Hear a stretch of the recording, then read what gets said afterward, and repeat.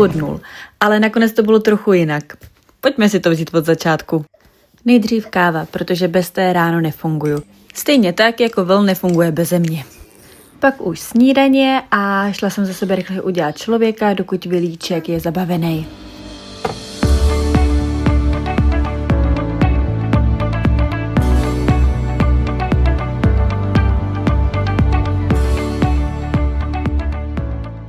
Mimochodem tenhle krém mě často zachraňuje. Má SPF a krásně pleť sjednotí, takže to je vlastně rychlovka. Dneska jsem měla v plánu uklízecí vlog, ale děti měly trochu jiný plány. Pořídili si horečku, takže jsem ten den musela trochu překopat, přeorganizovat a myslím si, že budu fakt ráda, když zvládnu svatou uklízecí trojici. Proč ty máš v puse tyčku od Nanuku? Baba. Béba. To byl Béba? Baba. Realita.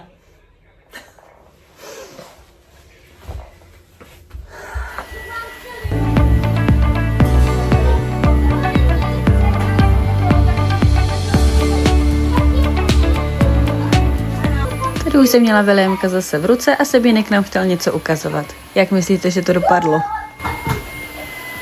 No tak to asi není úplně dobrý nápad, vy? No nic, vysování s odřenýma ušima hotový a teď jdem ty děti zabavit. Ukážu vám pár tipů, jak zabavit 6letýho a ročního zároveň. Myslím si, že my zrovna dneska budeme potřebovat všechny. A pokud máte nějaké další tipy, jak ty prcky zabavit, tak prosím, dejte je vědět do komentářů, ať se můžeme inspirovat na příště, protože blíží se i chladnější počasí po tom létě, deštivý počasí a myslím si, že se nám to všem bude hodit.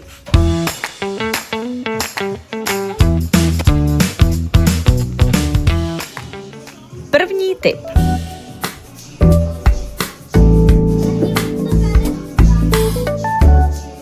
Tady jsem pustila na úzdu svoji fantazii, vzala jsem všechno možné, co jsem doma našla a vymýšlela z toho všechny možný kraviny. Samozřejmě ale tak, ať se doma nic vlastně jako nerozbije, jo. Takže jsem se snažila, ať je to i trochu bezpečný skrz vylouška a povedlo se mi to. Nikdo nepřišel k úhoně. A budeš se snažit dát góla, jo? No prčit. A pozor, pětinožky jdou na pomoc. Klukům jsem ukázala, co mají u kterého stanoviště dělat a šli jsme na to.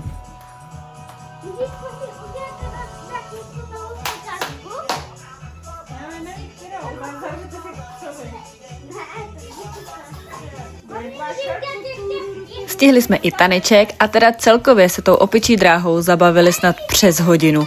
Fakt hrozně dlouho. I když Williamek pár překážek nepochopil a tak se toho potom ujal Seba a celý předvěd, jak to má vlastně vypadat.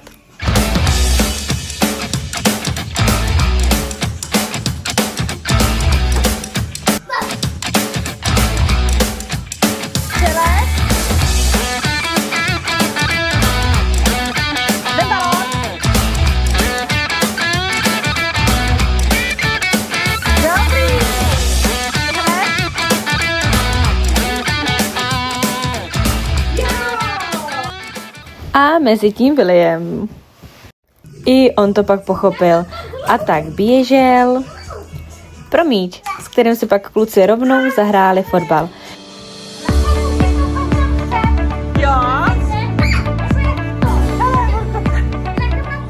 A když už byli zabavení, tak já jsem se vrhla na další věc a to bylo prádlo.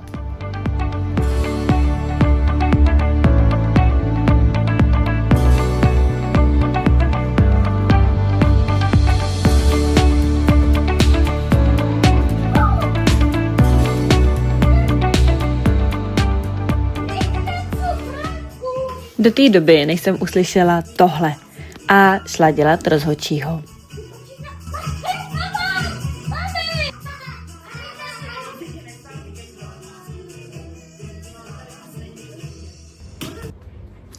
Nejhorší je, že ani ty nemocné děti prostě tu energii Nemají menší. Oni jsou furt stejně akční. Naopak, když jsou nadopovaný těma lékama, tak jsou akčnější než kdy dřív. My dospáci, když jsme nemocní, tak pomalu ideálně bychom jenom leželi, že jo, koukali na filmíky, ale děti prostě u té pohádky nevydrží, pokud nemají fakt jako 40. A tak jsme se vrhli na svačinku. Udělali jsme ovoce, Vilíček ho pak vzal, že ho přinese, jenom proto, aby ho mohl za pár minut takhle krásně vysypat. Takže jsme ho sezbírali, udělali novou svačinku a tu už si pak mohli dát.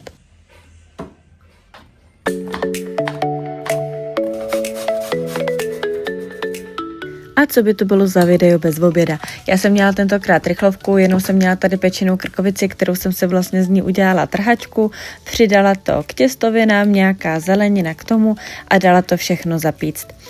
A co mám ještě tip? Já Velíkovi to dělám vždycky zvlášť takhle do malinký mističky zapíkací a má to bez soli. A teď další tip na aktivitu s dětmi.